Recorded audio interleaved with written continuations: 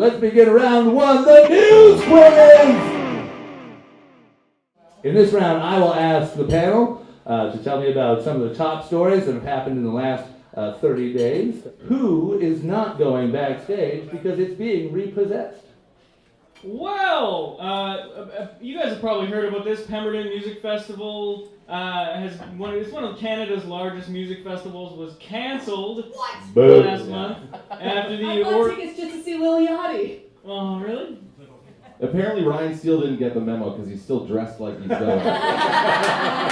Everyone mourns differently.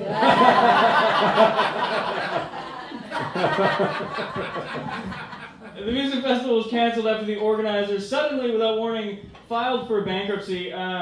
Nearing the end of May, festival goers that went to the website were greeted with a note saying the festival was canceled and that Ernst & Young were appointed trustees in the bankruptcy. Ernst & Young, of course, are two super dope trap DJs from Slovenia. But the controversy came when it was announced that refunds will not automatically be available, leaving the cost of the tickets ranging from $400 to $2,000, resting solely on the ticket holder's parents' credit card. Yeah, that's it, man. No refunds. My dad doesn't have a trust fund set up for me so that I can get fucked around by capitalist pigs, man. We should organize at the Vancouver Art Gallery, get a big rally going, smoke a bunch of joints, get them to legalize weed once and for all, man. I know it doesn't look like he's doing it ironically, but he is. Like, this is my real voice. He really has his whole fucking character tonight, apparently. I actually heard it might be saved. Apparently, like an outside investor came in. Actually, Fred Durst from Limp Bizkit came in to save the festival. He's gonna produce it. He's gonna pick the lineup. And the thing is he's gonna go on the cheap. He's gonna do it all for just one nookie. That's it.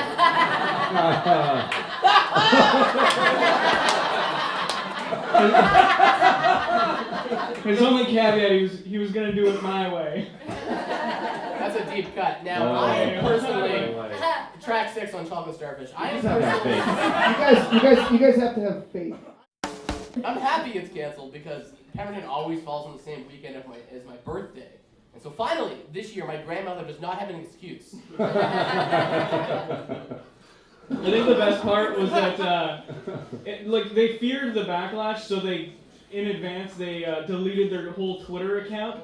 But like true stoners at work, they left their Facebook open, so people just flooded all these angry messages and really passionate shit like, "Yo," and "I'm cool." The reason why they went bankrupt, they said, is because they had all these expenses that they didn't realize were in American dollars.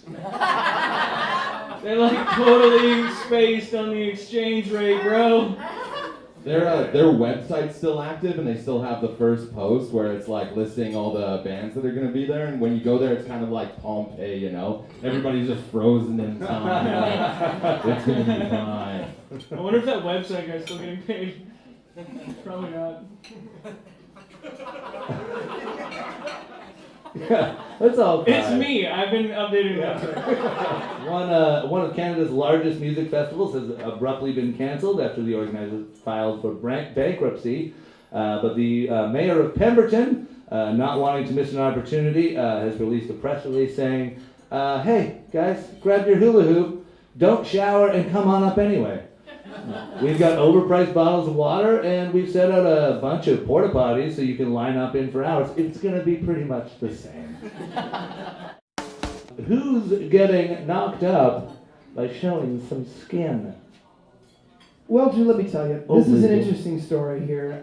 There's a recent development in a technology referred to as IVG, or in vitro gametogenesis. I actually listened to a YouTube video that pronounced this word. Gametogenesis. Gametogenesis. Thank you, Drew. You should start up a YouTube channel. My favorite Old Testament book. Also my favorite Peter Gabriel project. Also my favorite canceled Pemberton act. What this technology is it's a means of, what they can do is they can take something as simple or as tiny as a skin cell from a person, and they can make either a sperm or an egg from that tiny skin cell, and then thusly in a laboratory do some other hibbledy-bibbledy, which is what it said in the article. That's in my YouTube video too. I think, yeah, you're just going right over my head with all this scientific. I know, it's very complex. Hibbledy-bibbledy, you need like a PhD to get it. But they can actually create an embryo, a human embryo, from one skin cell now. No, when I read this story, I was so happy. It's like, finally, my dandruff can get me laid. I just wonder what humor you'd get if you just like scrape the YMCA shower floor, you know? A lot of Italian babies. You would get the janitor for the YMCA. You get presumably some sort of a macho man.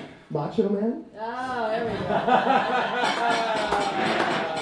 That's how Randy Savage was born. Yes, that is true. My favorite part of this whole thing is just the headline of the article that I read, and it just said, "Babies from skin cells?" ? Like, I knew for sure it originally said, "Babies from motherfucking skin cells?"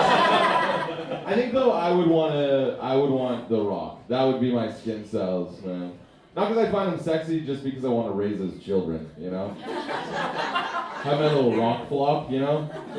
All the gravel. Yeah. Just wake up every morning to the smell of whatever they're cooking.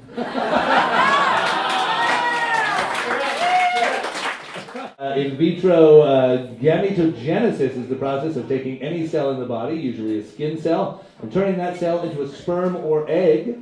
It is different from IVF, which just pours sperm and egg into a petri dish, like the world's worst money shot, and then inserts that into a woman, like the world's best robot porn. Hey, why is it called a money shot? Every time I come, I lose money.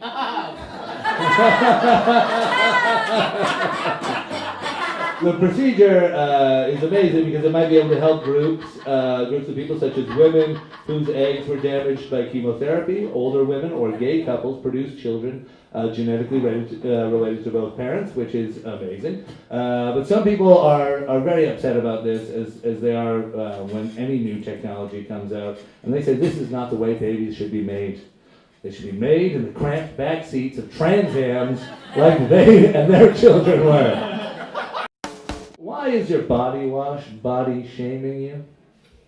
Dove, the personal skincare brand that has been championing beauty of all shapes and sizes, has decided to roll out a new marketing campaign called the Real Beauty Bottles.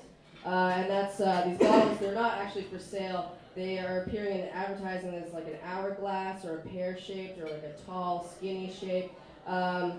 Well, first of all, obviously you buy the fat one. Like, no one gets hurt there. You get it's just more bang for your buck, obviously. In my experience, not as much bang.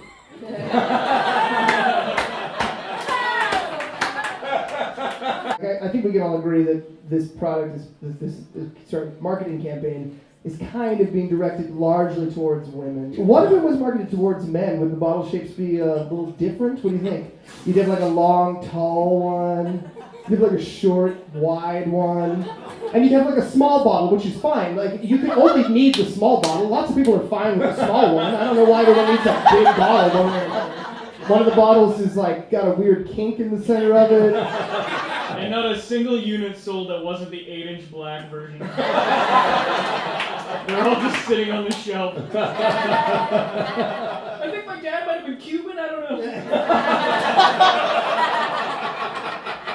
I'm buying this for somebody else. It's not for me. I'm buying this for someone else. Yeah. I don't know why Dove is getting in such hot water for this when shirts have been guilty of discrimination for years! For years! That's literally all they do is tell you what size you are. Dude, I get handcuffed by cops. That you're not an XL, and they grab it from me. The soap has released some new bottles to, quote, celebrate the many shapes and sizes of beauty. And to do this, they've released soap bottles that are tall, thin, curvaceous, short, squat, and round.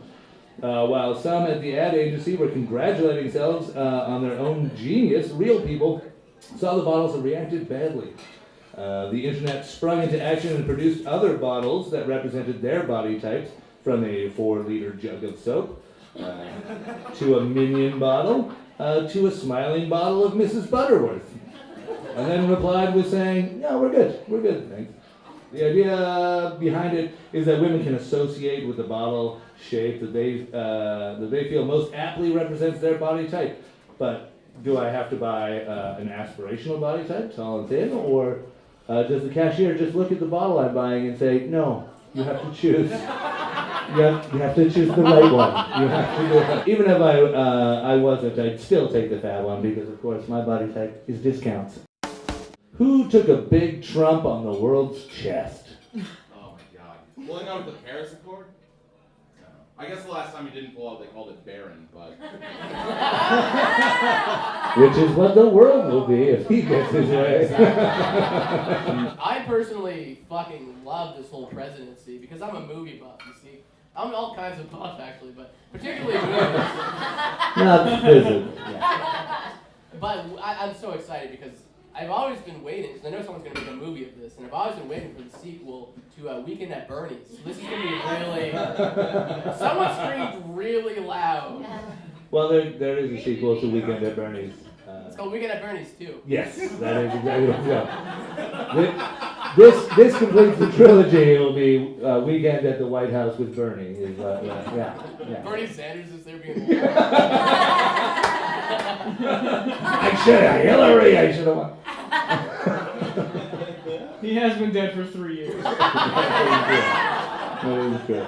I love his, my favorite thing about Trump is his staff. Like, they work so incredibly hard. You guys remember that game when you were a kid, it's called Mr. Bucket? And it was like a bucket that went around, and you put the colored balls. You remember you put the colored balls and it spits them out, and you gotta get all. Didn't your uncle tell you not to talk about this game? You do not disrespect Uncle Mr. Bucket.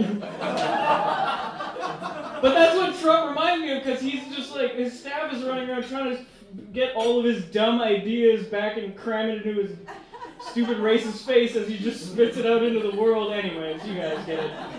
They're also just trying to stop him from using Twitter. They're like, "Oh, some weird shit's going down. If he could just not use Twitter for like a half an hour, we could really calm everyone down before he fucking explodes." It's like when you try to stop your friend from drunk dialing his ex. It's like, just don't, no, come on. Yeah, you know what I do? And in my friends' phones, I always program their exes dominoes so we both win. And I get Hawaiian pizza, motherfucker. The whole thing was just a joke. Like, it was a literal joke. Like, the president of the United States, a rabbi, and a priest walk into a bar, and they all get, I don't know, pissed on by a hooker or something. I don't know. I didn't have an end for it. So yeah, Trump just recently took a trip around Europe and the Middle East. But my favorite moment was when he met with the European leaders at the G7 summit. He had a tense handshake with new French President Macron, and it was described as this. They shook hands for an extended period of time. Each president gripped the other's hand with considerable intensity, their knuckles turning white, their jaws clenching, and faces tightening. And I just imagine that whoever wrote that also writes fan fiction and was just like trying to find the right moment to put in the words heaving bosom, rising manhood, and for some reason damp mound. You know?